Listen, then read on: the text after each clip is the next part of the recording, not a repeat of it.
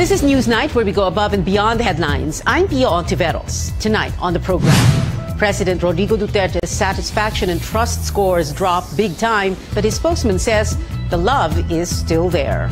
Malacanang fires 2 senior police officials for alleged drug links, as well as the Energy Regulatory Commission chief for misconduct and anomalies. The parents of hazing victim Atio Castillo include UST Law Dean Nilo Divina in their case to seek justice for their son. And after an emotional sing-off, Aliza Bonaobra stays on X Factor UK.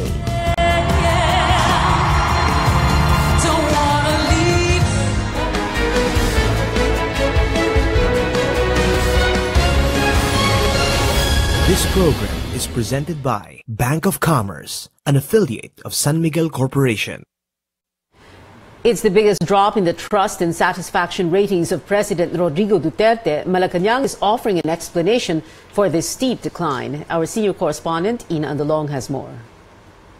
The biggest drop in the president's rating since he took office. Net satisfaction scores down by 18 points. Net trust numbers down by 15 points. But Malacanang is not bothered. These things usually happen. This is traditionally happening after a year or year and a half. And, you know, the love is still there. Presidential spokesman Ernesto Abella isn't disputing the data. Instead, he expresses a level of understanding on the results. President Duterte's net satisfaction rating fell in Metro Manila, Luzon, and the Visayas, and stayed steady in Mindanao. His rating remained very good among social classes A, B, and C, but it dropped to good in social classes D and E. Abella is shrugging off the idea this may reflect the view that the drug war is targeting the poor. Rather, he says it's understandable as the poor are most affected by any form of delay in delivery of services. Senators have different takes on the matter. It's up to the president now if is that important to him or not. Whether he's doing right or wrong, ang tingin niya, kung tama ang ginagawa niya, tutuloy pa rin niya yan. Ang tingin niya, tama yung ginagawa niya. Hindi dapat ito take for granted lang Malacanang at ang ating presidente. Sana wake-up call na po ito na baguhin na yung ating war on drugs, baguhin yung mga strategy dyan, at itigil na po yung patayan sa ating mga kalsada. Kung titingnan natin yung bagsak ng investment sa ating bansa, 90% ang bagsak. Hindi ito po reflection din ng confidence ng investors sa ating bansa. His scores may be down, but Malacanang says the numbers show majority of Filipinos are still pleased with what the president is doing. Pasensya lang kung hindi medyo satisfied ang publiko ngayon. Well, we will improve. We will improve. Promise. Abella says unlike other politicians, ratings are not very important for President Duterte. While the president does see these as indicators of how people see him, his spokesman says these aren't enough to prompt the president to change his strategy, more so stop him from making unpopular moves if he needs to. Ina Andalong, CNN Philippines. Let's go above and beyond the headlines with Social Weather Station's Director for Communications and Information Technology, Leo La Rosa. Good evening, Leo. Thank you very much for being here. Thank you. Okay, so satisfaction down by 18, trust down by 15. This is the biggest drop so far for President Duterte, but it is a normal thing, correct? Yes. For this time period. For this time period, it's a normal phenomenon for all past presidents and to have a fluctuating net satisfaction rating and even trust rating. That's the normal phenomenon for all governance and for all administration. No one is exempt from the downward trend. So yes, this is the first time we're seeing a double-digit decline in the President Duterte's net satisfaction rating. And we consider this a one-grade decline from the very good to good. So okay. Yes. But so have all his other predecessors in the post-Marcos era, with the exception of Cory, of course. Ganun din ang nangyari sa kanila. Within, after the first year in office, and within the first year and the first quarter, talagang bumabagsak. Yes, the fluctuation may happen earlier. In the case of President Aquino, where his satisfaction rating fluctuated one grade down in his first year. And some might have, it may happen a bit later. Okay, we're showing Corazon Aquino, but we are speaking about President Noynoy Aquino. Yes, Noynoy Aquino. I was referring to Noynoy Aquino.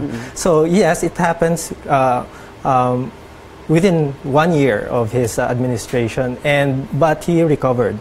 So the same thing happened for Ramos. Ramos was actually maintaining his high grade even a year after his administration, and the decline actually happened within the second year of his administration.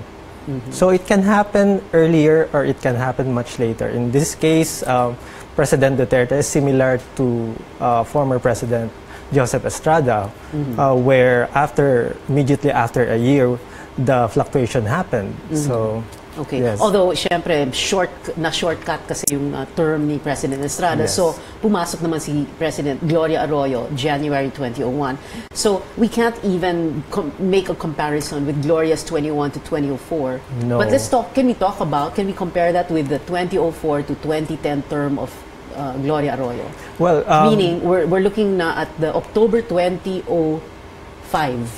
Well, yeah. Tama? Yeah. Well, in that case, since President Arroyo never had a normal honeymoon to begin with, so she was really governing within the moderate to neutral and even to poor levels. Yeah. And if you put side by side yung ERAP ratings at yung Gloria ratings, de bagsak syempre si ERAP, hindi ba? Noong December 2000, January 2001, halos ganoon din yung ratings pagpasok naman ni Gloria. Yes, but so parang she's just picking up from him. Yeah, no.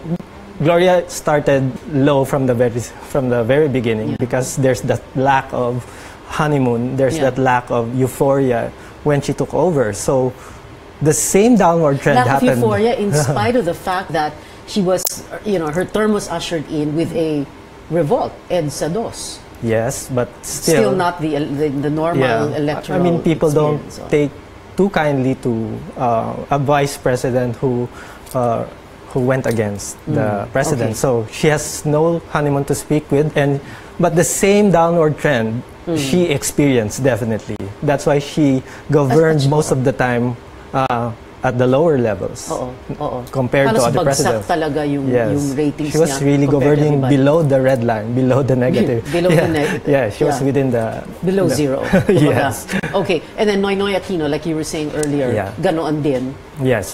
Within the first year. Within the first year, he had his first fluctuation. He fell from very good to good on the fourth quarter into his administration, but he was able to recover that fluctuation and proceeded to governing with very good grades and even hitting plus 60 way into the third year of his term. So that's the kind of possibility that we can see. So Ernie Abella is correct when he says the love is still there. Yes, in a way, that's yes, because a single-digit decline in the satisfaction rating does not mean that it's the end of a honeymoon. So there are many possibilities, specifically three. It could recover, or it could maintain, which is not so bad because that's it's still a good rating. Or if you have 3 consecutive surveys pointing to a general downward direction, then that's the time you would start thinking. And that's what Frank Drilon is saying. Now, we can't see a pattern now. Let's look at the pattern after 2 survey cycles. True.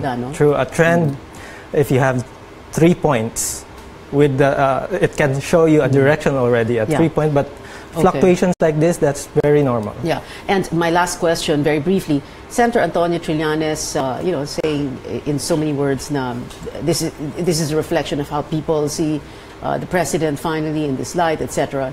He's not quite correct either. Well, this is a snapshot at this specific point in time, specifically September 23 to 27. A lot of things can still happen, and like in previous surveys, survey history will show you that fluctuations like this can go either way. It can go recover, or it can go sliding down, which is the worst scenario. Okay. Leo La Rosa, Social Weather Station Survey. Thank you very much for being here. Thank you very much. There's no stopping the family of hazing victim Atio Castillo from bringing to justice those responsible for their son's death. Castillo's parents named more respondents in the case. Anjo Alimario reports live from Manila. Anjo, who are these new respondents, and what is the basis for including them? UST Law Dean Nilo Divina and UST Faculty Secretary for Civil Law Arthur Capili are among the newly named respondents in the supplemental complaint filed by the parents of Acho, Carmina, and Horacio Castillo here at the Justice Department. They are facing murder, violation of the anti-hazing law, and obstruction of justice. Now, the other respondents include the Aegis Juris Foundation, as represented by its trustees. Now, according to the parents of Acho, they claim that Divina had a personal knowledge of Acho's hazing. They also claim that Divina and Capili are complicit in the cover-up of Acho's hazing and murder. And Capili earlier stated that he already knew that a UST student died on September 17 due to hazing, and Divina supposedly made the same statement, but according to the parents of Acho, they only identified him on September 18. Now, the parents of Acho also argued that Divina, being the law school of the UST, they said that Divina it's his responsibility to know and to make sure that the anti-hazing law will be complied with, especially that no physical violence would happen during the actual initiation. Now, here's what Attorney Lino Capunan said earlier. It seems that Acho went to the law office to pay respect to his senior brads. So what does this mean? I think from the records, it seems that the dean and the other senior brads at Divina Law were aware that Acho was a neophyte. Now, the first batch of respondents has until October 24th to file their counter affidavits, while the second batch of respondents, including Dean Nilo Divina, will be subpoenaed to attend the next hearing. But Divina, in a text message, tells us that he has yet to read the supplemental complaint affidavit. Pia. Andiyan, nasa hearing din yung mga doktor ng Chinese General Hospital, ng emergency room, no? Ikwento mo nga sa amin ano nangyari. This is the first time na nag-usap sila ng mga magulang ni Ateo. That's right, Pia. It's the first time that the parents of Acho met the hospital staff of the Chinese General Hospital. They're here because they are some of the witnesses of the Manila Police District. Now, after the hearing, they had a moment. They talked. The hospital staff had a chance to talk to the parents of Acho, but we didn't have the chance to fully listen in to the whole conversation. But we overheard the doctor introducing the hospital staff to the parents of Acho, and also recalling what happened during that moment when Acho was brought to the hospital, Pia. All right, Anjo, one more question, no? Tungkol naman sa may move kasi, no? Yung mga frat men ng Aegis Juris na i-exclude yung mga ebidensya na nakuha doon sa frat live, no? Ng kanilang fraternity. And ito ay dahil sa isang technicality pala? That's right, Pia. Attorney Paterno Esmaquel, the lawyer of John Paul Solano, made a manifestation before the panel that they do have a pending motion before the court to exclude that pieces of evidence covered by the search warrant. Now, they're saying that the search warrant is not acceptable because it's based on a section on the anti-hazing law that is not really there.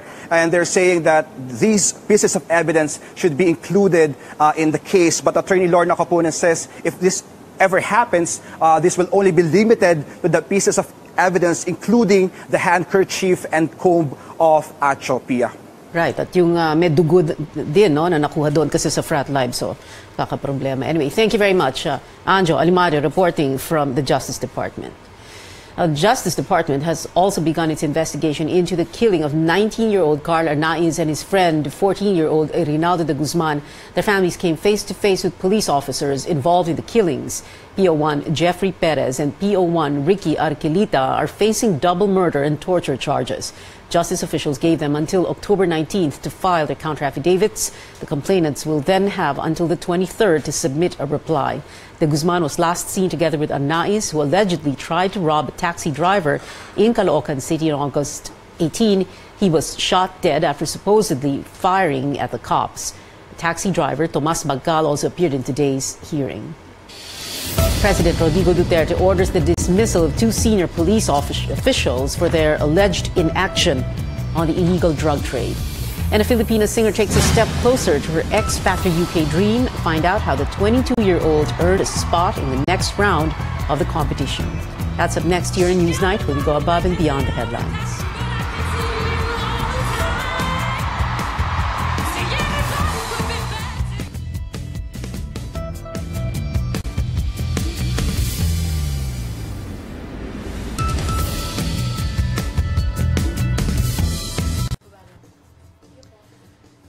Welcome to Facebook Live, CNN Philippines Newsnight. We just spoke to Social Weather Station's Information Officer Lea La Rosa, and his explanation is that itong drop in the president's ratings are considered normal. After a one-year so-called honeymoon period, it is expected na bumababa ang ratings ng isang Pangulo. We also did a little bit of a comparison with the ratings of FVR, ERAP, and Noynoy Aquino. Ang sabi na nga niya dun sa explanation niya sa ratings ni Gloria Arroyo, syempre pumasok kasi si Gloria Arroyo bilang presidente noong 2001, January, taking over from President Erap. So, iba yung, kumbaga, yung time period at yung konteksto ng mga ratings na yon. But he's saying this is normal, and I asked him, so in a way, tama si Ernie Abella, na sinasabi niyang the love is still there, yes. At tama rin si Senator Frank Drilon na nung sinabi niya, tingnan natin kung may pattern after about 2 more surveys. And Lea La Rosa was saying that's basically a good explanation. At the same time, he's saying that this is just a snapshot, September, the last week or so, or third week of September, a snapshot lang ito ng complete picture of how people view President Duterte. We're also getting plenty of reactions to our story on this survey drop of President Duterte, satisfaction and trust ratings. These are two different things, of course. Let's read some of them right now. Jonathan Miano saying, quote, "Can you imagine PRRD has a higher rating in Mindanao whilst there is existing martial law over Mindanao? That only means people in Mindanao are living not in fear but love the way it is."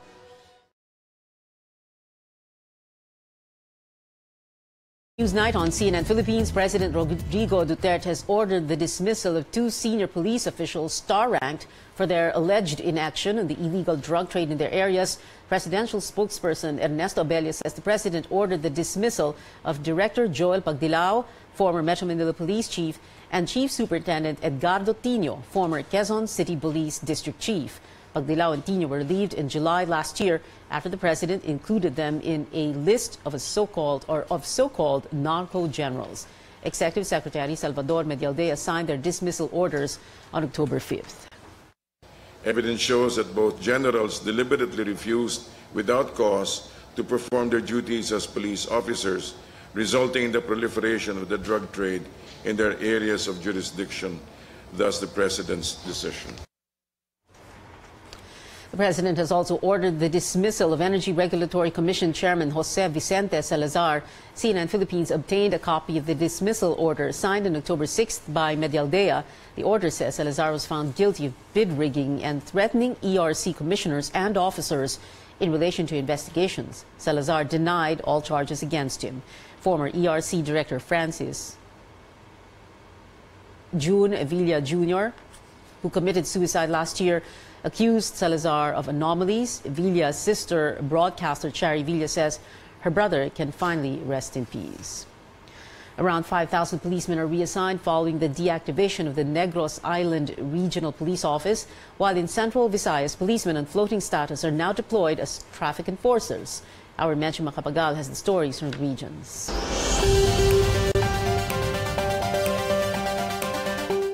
All police units in the defunct Negros Island region have been deactivated. This became official with a formal shutdown of the Police Regional Office 18 in Bacolod City on Friday. The estimated 5,000 affected policemen have been reassigned to the regional offices in Western and Central Visayas. In Central Visayas, policemen with floating status are now assigned as traffic enforcers in Cebu City. Regional Police Director Jose Mario Espino decided this is better than letting them receive their salaries doing nothing at the holding office in the regional headquarters. 11 policemen with pending cases are now deployed at designated junctions in the city during rush hours. They were given traffic gear like vests, whistles, red and green gloves, and even raincoats. Police are further investigating a village chief in Bukidnon after explosives were found on him. The chemicals for making bombs were seized along with several high-powered guns and ammunition from the house of Eliazar Ibona, barangay chairman of Gango in Libona town. The bomb components are reportedly for Ibona's illegal mining activities. The police raid came after residents complained that Ibona often walked around carrying long firearms. Menchu Macapagal, CNN Philippines. Sports news first. Barangay Ginebra all set to defend the title in the PBA Governor's Cup. Our sports desk anchor Miko Halili has more. Miko, tell us how Barangay Ginebra made it to the championship. Well, Pia, I'll tell you now. Yep, Barangay Ginebra's journey back to the Governor's Cup Finals was anything but easy. Our correspondent Paulo Del Rosario has the highlights of Ginebra's crucial win in the Governor's Cup semifinals. Barangay Ginebra is back in the PBA Governor's Cup Finals after besting TNT in a 5-game series. But the deciding battle in the emotional semifinals matchup was marred by controversy. TNT import Glenn Rice Jr. pushed Ginebra's Kevin Ferrer to the ground before throwing the ball in his direction towards the end of the first quarter. This forced the referees to throw Rice out of the ballgame, leaving TNT to fend off the Justin Brownlee reinforced Ginebra with an all-Filipino lineup. For Ginebra, it was a golden opportunity to take advantage of a crippled TNT squad. I had mixed emotions right there. I was like, too bad because, it's going to take, if we do win this game, it's going to take away from what we really did this whole series and how hard we played. And but on the other hand, the other side of yourself is you're saying, we'll take it any way we can get it. But even without Rice, the Katropa fought hard throughout the game and were clearly the better team after the first half. In the end, though, Ginebra used a strong second-half performance to overwhelm TNT and stop their run towards the Governor's Cup. Even after the final whistle, emotions were still running high. Well, the best player is Kevin. As simple as that. Kevin Ferrer was best player. Just want to congratulate Ginebra for being the more aggressive team tonight because they got a lot of free throws again. So it's because, again, they were more aggressive than us despite taking 15 less two-point field goals. I'm sure that's what Coach Tim will say. After the game, Ginebra coach Tim Cone revealed that Ginebra legend Sonny Jaworski came in at halftime to help light a fire under his players. With Ginebra in the finals now, the living legend reminded his former team that it will once again boil down to who is hungrier for the title. Barangay Ginebra will meet the Meralco Bolts in the finals in what is a repeat of last year's dramatic series. Game 1 will be played in Lucena City on Friday. Paulo de Rosario, CNN Philippines. Catch more sports stories and game highlights tonight on Sports Desk. I'm Miko Halili. Back to you, Pia. Thank you, Miko. A little correction first. That was Francisco Villa Jr., not Francis Villa. Actor Agamulag is doing movies again. We'll tell you more about the former matinee idol's upcoming film after the break. This is Newsnight, where we go above and beyond the headlines.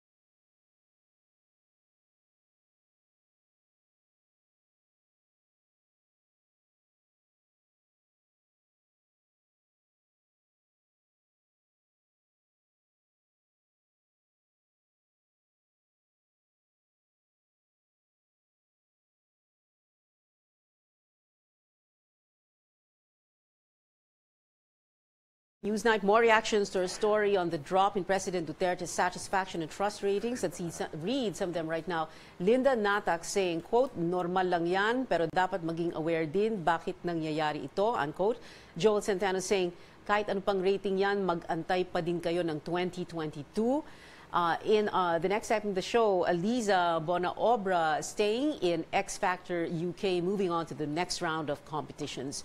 We'll have more reactions to our top story, President Duterte's drop in ratings, satisfaction and popularity ratings. Earlier, we were speaking to SWS Information Officer Leo La Rosa. He's saying this is a normal occurrence, a normal phenomenon in the ratings of any president.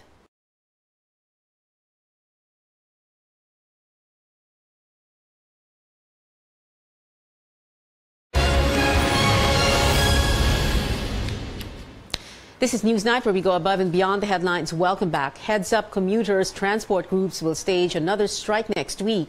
Stop and Go Transport Coalition and Piston say the protest is on October 16th and 17th. They are against the jeepney phase-out plan beginning next year. They say the scheme is anti-poor as they cannot afford the modernization program and only big businessmen will benefit from it. Stop and Go held a transport strike last month, but the supposed two-day protest ended up only one day. Time to check how the roads are looking right now this Monday evening. Up on your screens, EDSA Guadalupe. Lanes on the right side lead north of Shaw Boulevard. If you're about to take this stretch, expect heavy traffic. Same's true on the left side. That is southbound of Hilpuyat and Ayala Avenues. Let's move over to Magallanes northbound at grade below the Skyway. If you're bound for EDSA, check the outer lanes. Traffic green go. On the inner lanes, we're seeing the same story. Vehicles zipping through heading toward Makati and Manila. Dubbed as one of the most sought-after actors of his generation, Aga Mulak is returning to the big screen in the movie 7 Sundays. Mulak will be joining veteran actor Ronaldo Valdez together with Ding Dong Dantes, Enrique Hill, and Christine Reyes. 7 Sundays is a family drama about a dying father's last wishes. In an interview with CNN Philippines, Mulak shares how fatherhood had changed his perspective as an actor and why he chose a family movie as his comeback film. Hindi naman siya love story, no? Yung mga puro ginawa ko, puro all lahat ng drama, love stories and like that, rom-com, feel good, light, ganyan. So, then you get this offer about family, which is like perfect para sa akin now, no? Because I'm very involved with my family. So sabi ko, it was an instant yes, right there, you know? Right then and there, parang yes kaagad sa akin yun. Family, how can you go wrong? Diba? Parang ang buong mundo is composed of families. So, parang definitely everyone will relate or could relate and can relate sa pelikula talaga.